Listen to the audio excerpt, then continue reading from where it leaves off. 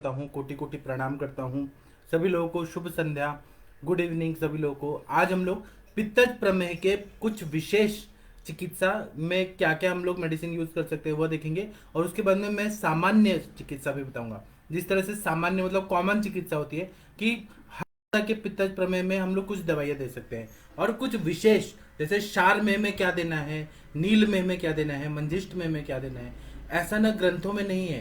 आप लोग देखेंगे ना तो केवल सुश्रुत संहिता में ही बता, और कुछ वृद्ध वैद्यों के अनुभव से ही हमें पता चलता है। मैं आप लोगों को जो बता रहा हूँ ना, ये बहुत ज़्यादा महत्वपूर्ण है। जब हमारे पास पेशेंट आते हैं ना जिनको क्षार में है, उनका हमने यूरिन एनालिसिस कराया पूरा, और उसमें अल्कलिनिटी बहुत ज़्यादा है और क्षार की तरह अल्कलाइन यूरिन आ रहा है, तो उसमें गंध अगर देखेंगे तो एकदम क्षार की तरह रहता है। उसका रस अगर देखेंगे तो ऐसे तो हम टेस्ट नहीं कर सकते, लेकिन उसका वो चेक करेंगे पीएच वैल्यू, तो वो अल्कलाइन ज़्यादा रहता है। और शारोदक की तरह मूत्र का कलर रहता है, कंसिस्टेंसी भी शारोदक जैसा ही रहता है। जिस तरह से क्षार धोते टाइम जब बनाया जाता है तो उस टाइम पे जो ऐसा रहता है उस तरह का पानी जैसा ऐसा यूरिन आता है। तो इसमें हमें क्या देना है, तो त्रिफला का काढ़ा देते हैं, या फिर मुस्ता नागर मोथा रहता है, हरितकी का जो चूर्ण रहता है, हरितकी आप लोगों को मालूम है वो बहुत अच्छा काम करता है। हरितकी का चूर्ण और पुष्कर मूल का काढ़ा अगर दे दिया जाए ना तो यह पूरा क्षारीयता को बैलेंस कर देता है और क्षार में बहुत अच्छा फायदा करता है। इसी तरह से जो केला होता है, बनाना ट्री होता है, उसके कंद का या फिर बीज का तना जो रहता है, अंदर का जो भाग रहता है, उसको केले का सोपा ऐसा मराठी में बोलते हैं, या केले का कंद जो मूल होता है उसका, उसको लेके थोड़ा सा कट करके और फिर उसको कूट के और फिर उसका कल्क बना के फिर क्वाथ बना के उसका अगर सुबह शाम पे लिया जाए ना, और उसमें थोड़ा सा मधु डाले या फिर चीनी डाले और घी डाले, उसके साथ सेवन कर दिया जाए ना तो यह क्षार में को पूरी तरह से बैलेंस कर देता है। इसी तरह से जो पाठा मूल रहता है, जो पाठा वनस्पति है उसका मूल मार्केट में मिलता है, उसका काढ़ा बना के और मधु डाल के सुबह शाम पी लिया जाए तो इससे भी क्षार में बहुत अच्छा फायदा होता है। या फिर त्रिफला का काढ़ा, इसको मधु मिलाकर अगर पी लिया जाए तो अल्कलाइन यूरिन जो है वह पूरी तरह से बैलेंस हो जाता है, क्षार में बहुत अच्छा फायदा होता है। आप लोग के पास 100% ऐसे क्षार मेह के पेशेंट आने वाले हैं, तो आप लोग तैयारी करके रखिए। अगर आप लोग नोट डाउन करके रख रहे हैं तो बहुत अच्छी बात है, नहीं तो ये जो वीडियो है ये आयुष दर्पण की यूट्यूब चैनल पे हर समय आप लोग को मिल जाएगा। तो क्षार में आप लोग को त्रिफला का काढ़ा में मधु डाल के पिलाने के लिए देना है। इससे आपके पेशेंट को 7 दिन या 15 दिन में ही बहुत अच्छा फायदा हो जाएगा। उसी तरह से नीम का छाल जो होता है, नीम का छाल लेना है या फिर उशीर लेना है, आंवला का चूर्ण लेना है और हरितकी लेना है, इसका काढ़ा बना के इसमें मधु डाल के पेशेंट को पीने के लिए देना है, तो 100% क्षार में फायदा होता है। इस तरह के मैंने 5 तरह के आप लोग को क्वाथ बता दिया जो क्षार में बहुत ज्यादा उपयोगी पड़ता है। इसी तरह से नील मेह के पेशेंट आते हैं जिसमें नीले रंग का यूरिन निकलता है, नीले रंग का, और ऐसे थोड़ा सा वॉयलेट कलर का यूरिन आ रहा है, और यह भी पित्तज प्रमेह का एक टाइप रहता है। तो इसमें हमें पिपली का जो पिपली वनस्पति है उसका छाल लेना है, उसका जो पौधा रहता है उसका छाल लेना है और उसका काढ़ा बना के मधु के साथ पीना है, तो इससे बहुत अच्छा फायदा होता है। या पिपली का चूर्ण जो रहता है उसको भी अगर पी लिया जाए तो नील में बहुत अच्छा फायदा होता है। या फिर जो कड़ू पड़वल जो रहता है, परवल का जो पंचांग रहता है वो ले लेना है, उसका चूर्ण मिलता है, पत्तों का जो चूर्ण मिलता है, पटोल पटोल चूर्ण मिलता है वो ले लेना है। या नीम का चूर्ण मिलता है, आंवला मिलता है, गुड़ूची मिलता है, इसको उबाल के काढ़ा बना के और मधु डाल के सुबह शाम पी लिया जाए तो यह नील में बहुत बढ़िया काम करता है। इतने सारे बड़े बड़े ड्रग लेने की जरूरत नहीं है, सिंपल सिंपल ड्रग है कि नीम का छाल का या नीम के चूर्ण का काढ़ा या आंवला का चूर्ण का काढ़ा या फिर गुड़ूची का काढ़ा, इन सब का काढ़ा पीने से नील में पूरी तरह से जो नीले रंग का यूरिन आ रहा है वो पूरी तरह से ठीक हो जाता है। उसी तरह से काले रंग का, काल मेह में जब पेशेंट हमारे पास आता है कि यूरिन थोड़ा काले रंग का हो रहा है, उनको यूटीआई तो रहता है, लेकिन आप लोग के पास जब भी यूरिन का कोई पेशेंट आता है, यूरिन मतलब उनको पेशाब में कोई तकलीफ हो रही है तो यूरिन निकाल के जरूर देख लिया करिए कि वो काल में है क्या, नील में है क्या, और बहुमूत्रता है, आविल मूत्रता है। आपको ये मूत्र परीक्षण करना बहुत जरूरी है अगर आप चाहते हैं कि आप ऑलराउंडर अच्छे वैद्य बने। और ऐसे भी आप लोग हैं, आप लोग सर्वश्रेष्ठ चिकित्सक हैं और आप अच्छा कर रहे हैं, तो मैं चाहता हूं कि आपका प्रैक्टिस और अच्छा हो जाए। तो काल में होता है कि काजल की तरह, काले रंग का यूरिन, काजल को पानी में घोल दिया जाए तो किस तरह से काला रंग हो जाता है, उसे या इंक जो रहता है, जो कैमलिन का जो इंक मिलता था पहले के ज़माने में, हम लोग जो फाउंटेन पेन से लिखते थे, तो वो जो इंक है उसमें पानी डाल दिया तो डायल्यूटेड फॉर्म में जैसा पानी हो जाता है उस तरह का यूरिन आ रहा है। तो उसमें क्या करना है कि लोद्र लेना है, उशिर लेना है, दारू हरिद्रा लेना है, और धायटी का जो फूल रहता है,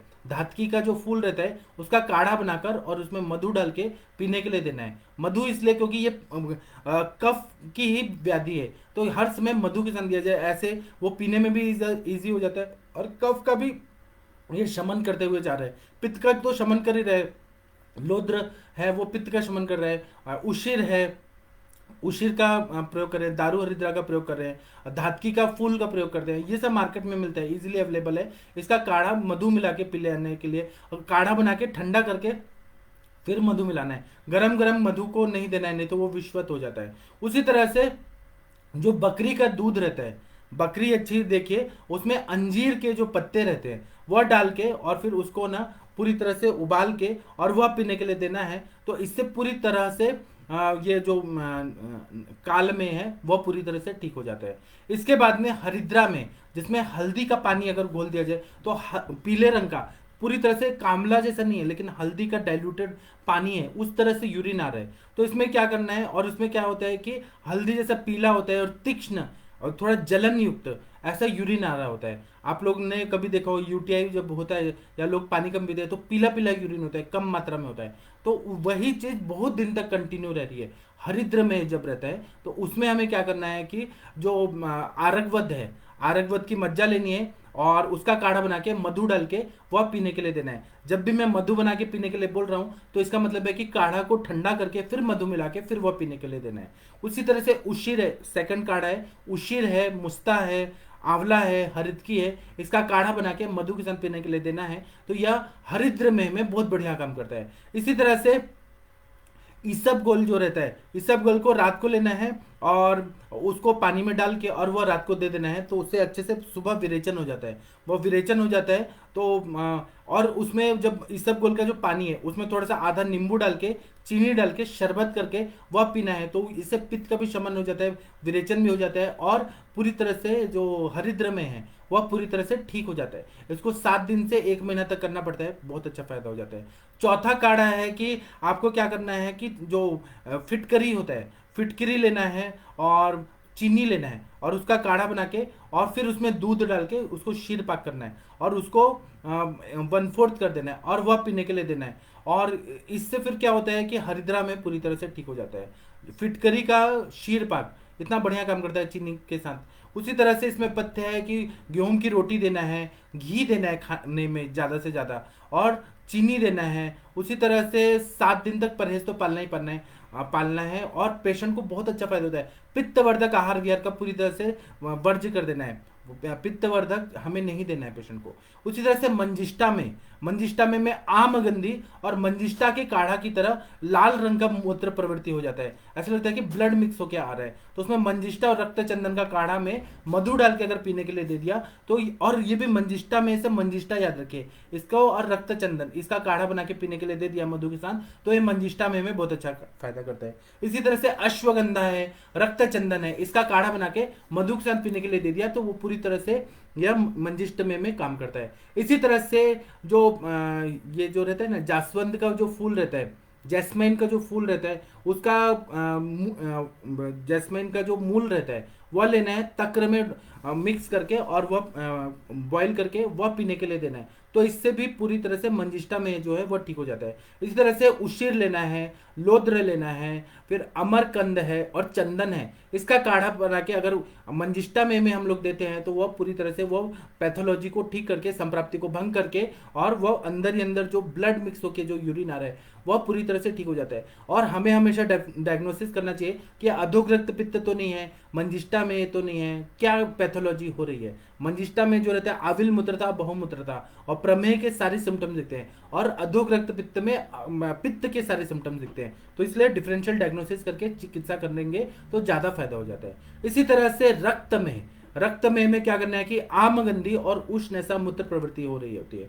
तो इसमें जो लाल रंग का होता है उसमें ब्लड मिक्स होके आ रहा है, लेकिन ये रक्तमेह है या अधोग रक्तपित्त नहीं है। तो इसमें क्या करना है कि गुड़ूची लेना है, गुड़ूची लेना है। फिर जो ये रहता है अलग अलग वनस्पति है, खजूर लेना है, गुड़ूची लेना है, खजूर लेना है, तिंदुक लेना है, और जो काश्मीरी है, गंभारी जिसको बोलते हैं, काश्मीरी फल, इसको लेना है। इसका काढ़ा बना के और पीने के लिए देंगे तो रक्तमेह में बहुत अच्छा काम करता है। या फिर दूसरा काढ़ा है कि शुंठी लेना है, अर्जुन की छाल लेना है, सौंफ लेना है और कमल लेना है, इसका काढ़ा बना के देंगे तो ये पूरी तरह से रक्तमेह में अच्छा काम करता है। इसी तरह से नागकेशर लेना है और कंकोल नाम का वनस्पति है, इसका काढ़ा बना के और सुबह शाम पीने के लिए दें मधु के साथ, तो ये रक्तमेह में बहुत अच्छा काम करता है। इसी तरह से इसमें खाने में घी का प्रयोग करें, ज़्यादा से ज़्यादा रोटी का प्रयोग करें, उसी तरह से चीनी का प्रयोग करें। उसी तरह से अनार का जो फूल होता है, दाड़िम का जो फूल रहता है, उसमें थोड़ा सा मिश्री डाल के, पिसा हुआ जो मिश्री का पाउडर रहता है वह डाल के, और उसमें गाय का दूध डाल के और वह पीने के लिए दे, वो बहुत बढ़िया रक्तमेह में काम करता है। इसी तरह से सिंधा नमक लेना है, या कभी कभी हमें क्या करना पड़ता है ना कि ये जो रहता है श्वेत परपट्टी, श्वेत परपट्टी का भी प्रयोग करते हैं तो बहुत अच्छा फायदा करता है। श्वेत परपट्टी को मिश्री के साथ अगर ले लेते हैं और श्वेत परपट्टी का प्रयोग जब किया जाता है तो वह रक्तमेह में बहुत अच्छा काम करता है। इसी तरह से जो बरगद है, बरगद का जो अंकुर रहता है उसका प्रयोग करें, या वटांकुर का प्रयोग करें, या जो ऐसे गिरने वाले जो बड़े बड़े जो ड्राई रहते हैं अंकुर के पीछे वाले भाग, उसको लेके उसका काढ़ा बना के इसमें मिश्री डाल के पीने के लिए दें तो रक्तमेह में बहुत अच्छा काम, क्योंकि शीरी वृक्ष के जितने भी द्रव्य है ना वह सब मतलब कषाय रसात्मक रहते हैं और हीलिंग प्रॉपर्टी के रहते हैं, संधान करते हैं, इसलिए रक्तमेह में बहुत अच्छा फायदा करता है। इसी तरह से श्वेत परपटी को केला में भर के और वह खाने के लिए दें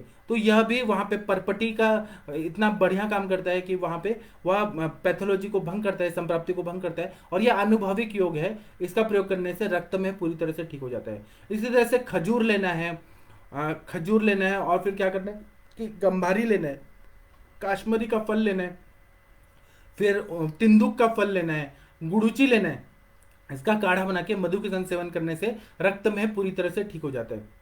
इसी तरह से मैंगो का जो ट्री है उसका छाल लेना है, आम का जो छाल होता है वह लेना है, और उसमें उसका काढ़ा बना के उसमें जीरा डाल के, और या फिर जो बेर होता है, बेर का जो पत्ते होते हैं उसमें वो लेना है, और मरीच लेना है, इसको तक्र के साथ थोड़ा सा उबाल के और फिर इसका सेवन करना है। मैं फिर से बताता हूँ, तो आम का छाल लेना है और उसमें जीरा डाल देना है, काढ़ा बना के उसमें जीरा डालना है। उसी तरह से बेर होता है, बेर का जो पत्ते होते हैं वह लेना है, मरीच लेना है, थोड़ा सा मरीच लेना है, और इसमें तक्र में डाल के उबालना है, और थोड़ा सा उबल जाए, जिस तरह से नागपुर में लोग कढ़ी पीते हैं, तक्र का कढ़ी पीते हैं हल्दी डाल के, उसी तरह से तक्र की तरह इसको पीना है, तो इससे ना रक्त में पूरी तरह से ठीक हो जाता है। अब मैं योग रत्नाकर का ये लेके आता हूँ जो सर्व सामान्य चिकित्सा बताया, जो पित्तज प्रमेह में सभी तरह के पित्तज प्रमेह में दिया जा सकता है। अभी तक मैंने एक एक चीज बताया, क्षार में ये देना है, मंजिष्ठ में ये देना है। अब ये कॉमन चीजें हैं जो आप लोग देंगे तो आपके पेशेंट में बहुत अच्छा फायदा हो जाएगा। इसमें बता रहे हैं कि पित्तज प्रमेह में उशिरादि क्वाथ अगर दे दिया तो बहुत अच्छा फायदा होता है। पहला इसमें एक है कि उशिर लेना है, लोद्र लेना है, देवदार लेना है, लाल चंदन, इसका काढ़ा बना के अगर दे दें और ठंडा करके मधु डाल के दे दें तो यह पित्तज प्रमेह में अच्छा काम करता है। या फिर दूसरा काढ़ा है कि उशिर लेना है, मुस्ता लेना है, आंवला लेना है, हरितकी लेना है, इसका काढ़ा बना के पेशेंट को दे दिया जाए तो पित्तज प्रमेह में बहुत अच्छा काम करता है। या फिर परवल का पंचांग लेना है, नीम की छाल लेना है, गुड़ूची लेना है, इसका काढ़ा बनाकर दे दिया जाए तो पित्तज प्रमेह में बहुत अच्छा काम करता है। इसी तरह से चौथा नंबर का काढ़ा है, मुस्ता लेना है, हरितकी लेना है, फिर उसके बाद में श्वेत कुटज की छाल लेना है, जो श्वेत कुटज का जो वृक्ष होता है, या नॉर्मल कुटज की भी छाल ले लिया, या कुटज के पत्ते ले लिया, या कुटज का चूर्ण ले लिया, इसको अगर हमने दे दिया तो यह पित्तज प्रमेह में बहुत अच्छा काम करता है। इस तरह से लोद्र ले लिया, सुगंध बाला ले लिया, रक्त चंदन ले लिया, धातकी का फूल ले लिया और शुंठी ले लिया, इसका काढ़ा बना के दे दिया तो रक्तज प्रमेह में बहुत अच्छा काम करता है। छठवां काढ़ा है कि अर्जुन की छाल, सौंफ लेना है, नील कमल लेना है, इसका काढ़ा बना के अगर दे दिया जाए तो यह पित्तज प्रमेह में बहुत अच्छा काम करता है। तो ऐसे बता रहे हैं कि मंजिष्ठा में जो उशिरादि क्वाथ जो मैंने पहले बताया उसका प्रयोग करें, हरिद्र में उशिरादि क्वाथ का प्रयोग करें, नील में पटोलादि क्वाथ, क्षार में मुस्तकादिक्वात, उष्ण प्रमेय में लोद्रादिक्वात और रक्तज प्रमेय में अर्जुनादिक्वात इसका प्रयोग करें। ये क्रम से भी कर सकते हैं या कॉमन इसका प्रयोग करें तो बहुत अच्छा फायदा हो जाता है। सुश्रुत संहिता में और बताया है कि मंजिष्ठा में मंजिष्ठा और चंदन का काढ़ा अगर दे दिया जाए तो वो बहुत बढ़िया काम करता है। हरिद्रा में जो आरगवद का क्वाथ है वह पीने के लिए दे दिया जाए तो वह बहुत अच्छा काम करता है। नील में साल सरादी गण के क्वाथ का प्रयोग कर दिया जाए या फिर पीपल का छाल का प्रयोग कर दिया जाए तो वह हरिद्र में बहुत अच्छा, नील में बहुत अच्छा काम करता है। शार में त्रिफला का काढ़ा बना के पिला दिया जाए तो शार में बहुत अच्छा काम करता है। काल में के पेशेंट आते हैं तो बरगद की छाल या नगरोद की छाल का क्वाथ अगर दे दिया जाए तो वह बहुत अच्छा काम करता है। इसी तरह से शोणित में है, रक्त में है तो गुड़ूची और तिंदुक की फल की गुठली लेना है, गंबारी की छाल लेना है, खजूर लेना है, इनका काढ़ा बनाकर दे दिया जाए तो यह पूरी तरह से रक्त में को ठीक कर देता है। इस तरह से मैंने आप लोगों को बता दिया।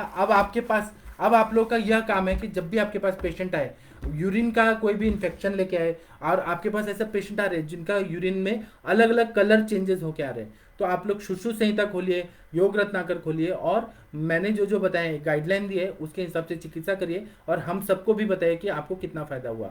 मैं क्योंकि ऐसे करता हूँ, मैंने अपने सर के पास आदरणीय वैद्य समीर जमदग्नि सर के पास यह सब काढ़ों का प्रयोग देखा है तो मुझे तो विश्वास है आप लोग जब करेंगे तब आप लोग को और कॉन्फिडेंस बढ़ जाएगा कि जो ग्रंथों में लिखा है वो सच में फायदा करता है और आपका यश, कीर्ति, नाम सब बढ़ जाएगा। आप लोग बस आयुर्वेद पे विश्वास रख के और मेहनत करते रहिए।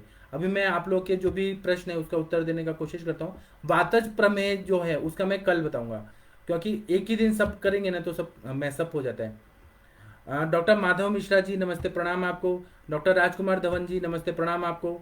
डॉक्टर रवि कुमार सिंह जी नमस्ते प्रणाम आपको। सबके सब भारत के सर्वश्रेष्ठ चिकित्सक हैं और आयुष दर्पण के सम्मानीय चिकित्सक हैं। हम लोग कितना आप लोग को सम्मान करते हैं क्योंकि आप लोग हैं सम्मान के योग्य हैं आप लोग। तो रवि कुमार सिंह जी नमस्ते प्रणाम आपको। डॉक्टर देवेंद्र पाटिल जी जय विदर्भा, जय महाराष्ट्र, जय हिंद, जय भारत, जय आयुर्वेद, जय धन्वंतरी। डॉक्टर प्रमोद मिश्रा जी नमस्ते प्रणाम आपको। सबके सब भारत के श्रेष्ठ चिकित्सक हैं आप लोग और आप लोग प्राउड फील करा करिए कि आप लोग अच्छे चिकित्सक हैं, राज्य वैद्य हैं आप लोग जो भी चिकित्सा देते हैं उसका रिजल्ट जरूर आता है। हाँ, डॉक्टर दिलीप लगड़ जी नमस्ते प्रणाम आपको। आप दिलीप जी बहुत अच्छे डॉक्टर हैं। डॉक्टर विकास जी आप बहुत अच्छे डॉक्टर हैं, आपको प्रणाम। डॉक्टर कैलाश चावला जी जय धन्वंतरी देवा। डॉक्टर कंचन मैम नमस्ते प्रणाम आपको, आप भी बहुत अच्छा चिकित्सा करती हैं। डॉक्टर सरोज मिश्रा जी आप भी बहुत अच्छे चिकित्सक हैं। डॉक्टर मुकेश साहू जी आप भी बहुत श्रेष्ठ चिकित्सक हैं। सबके सब श्रेष्ठ चिकित्सक हैं यहाँ पर। डॉक्टर सत्यवान नायक जी नमस्ते प्रणाम आपको।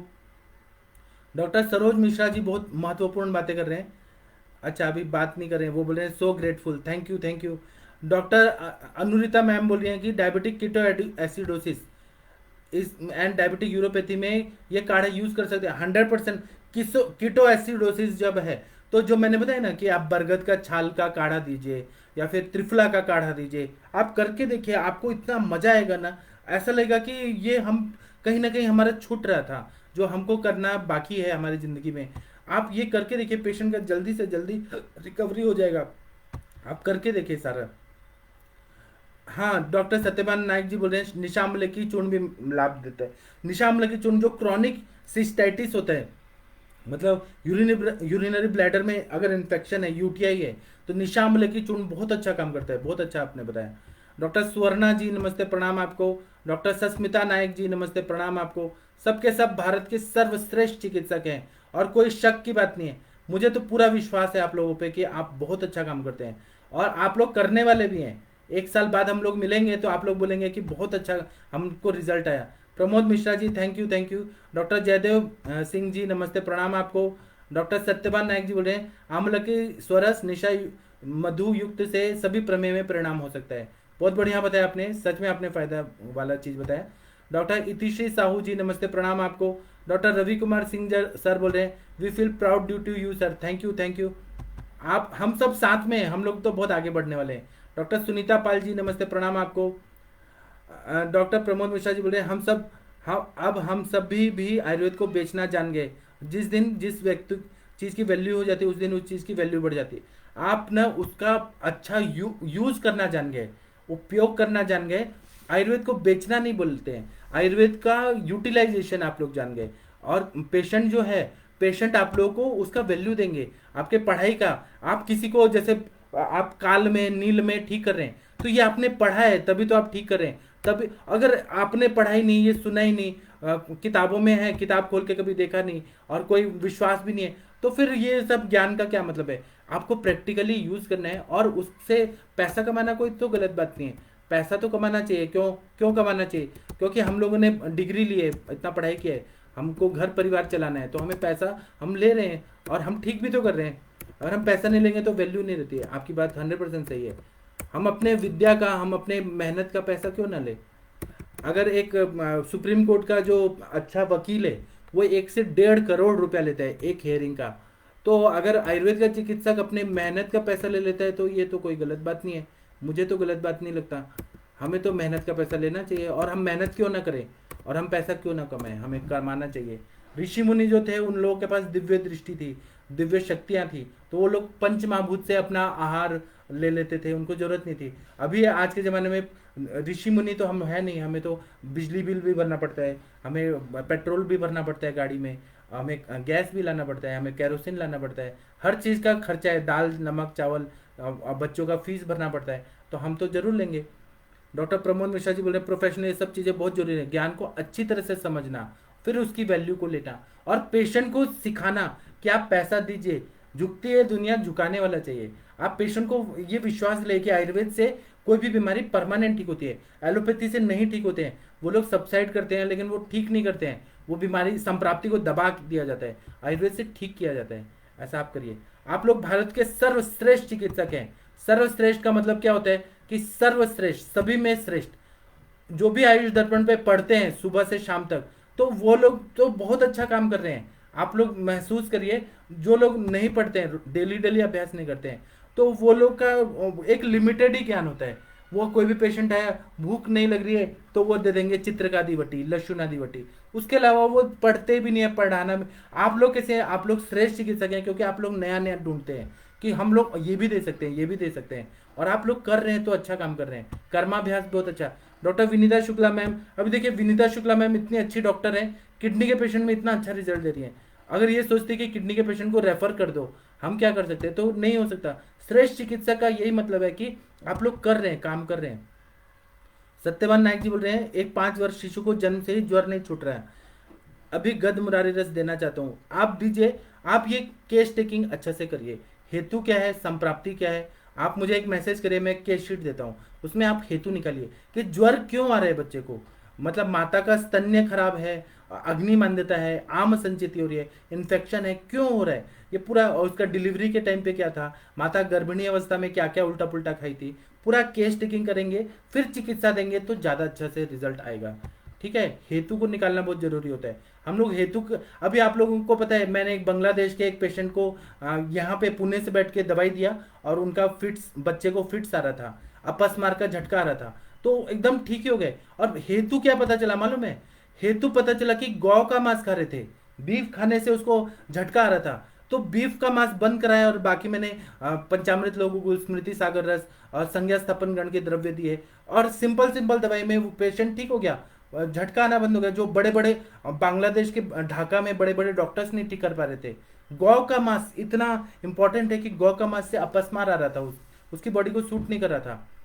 और आप लोग को मालूम है कि हम लोग अगर ये क्लिनिकल संभाषा में जुड़ना चाहते हैं तो व्हाट्सएप ग्रुप है, व्हाट्सएप ग्रुप का एक लिंक दिया जाता है। आप लोग मुझे मैसेज करिए, मैं आप लोगों को व्हाट्सएप ग्रुप, जून का जो लिंक है गूगल फॉर्म वो दे दूंगा, और आप लोग व्हाट्सएप ग्रुप ज्वाइन कर लीजिए। फिर आप लोग को और कुछ बहुत कुछ सीखने को मिलेगा। अगर आप चाहते, आज क्लिनिकल केस टेकिंग पर हमारा 3 बजे लेक्चर हुआ, बहुत सारे लोगों को मालूम ही नहीं है कि आयुष दर्पण पे इतना अच्छा हुआ।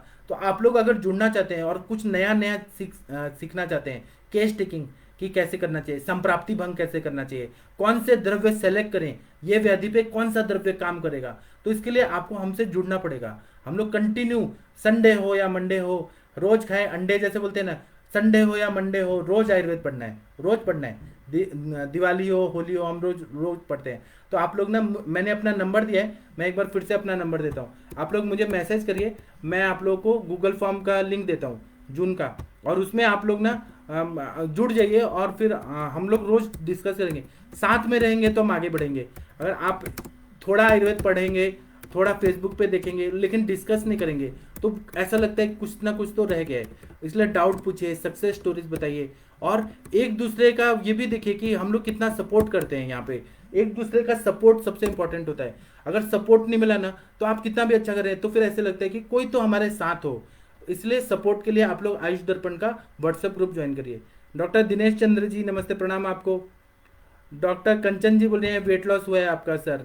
हाँ हुआ है आपका, थैंक यू थैंक यू। आपका, आप लोगों का जो सपोर्ट है वो मेरे को भी कितना अच्छा है। प्रमोद मिश्रा जी बोल रहे हैं संडे हो या मंडे रोज खाओ आयुर्वेद के फंडे, आपकी सदा ही जय हो। Thank you thank you.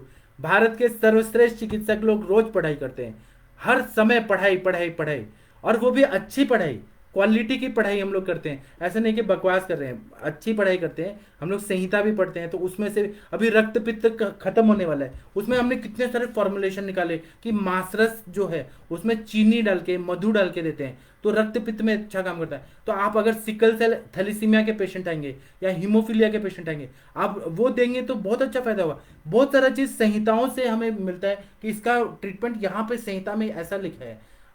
तो इसीलिए पढ़ाई करिए, आप लोग जुड़े रहिए, ठीक है। तो मैं अभी का लेक्चर समाप्त करता हूँ, कोटि कोटि प्रणाम। कल मैं वातज प्रमेह के बहुत सारे काढ़े बताऊंगा, और उसके बाद के जो लेक्चर होंगे उसमें प्रमेह पीड़िका, डायबिटिक वुंड्स पे बताऊंगा, और फिर एक कॉमन बताऊंगा कि मधुमेह में हमें क्या क्या देना चाहिए। ऐसे मैं पढ़ाते रहूंगा, अभी ये सीरीज चलते रहेगी, जितना दिन चलते रहेगा उसमें कुछ ना कुछ मैं ढूंढ ढूंढ के लेके आ रहा हूँ, ठीक है। तो प्रणाम सभी लोगों को, आप लोग व्हाट्सएप ग्रुप ज्वाइन करिए, और वहां पे लिंक दिया जाएगा जूम पे जुड़ने के लिए। आप लोग जूम पे ज्वाइन होइए, जुड़िए, अपने जो भी आपके डिफिकल्टी है वो बताइए, सक्सेस स्टोरीज बताइए, आपको हाईलाइट किया जाएगा कि आपने ऐसा ठीक किया। तो जो पब्लिक है वो देखती है, यूट्यूब में भी देखती है, वह फिर जानेगी कि प्रमोद मिश्रा जी हैं यहाँ ये सिटी में है, हाँ इतने अच्छे वैद्य हैं। तो ये आपको हाईलाइट करने का भी एक प्लेटफॉर्म अच्छा सा मिला है, ठीक है। तो प्रणाम सभी लोगों को, कोटि कोटि प्रणाम।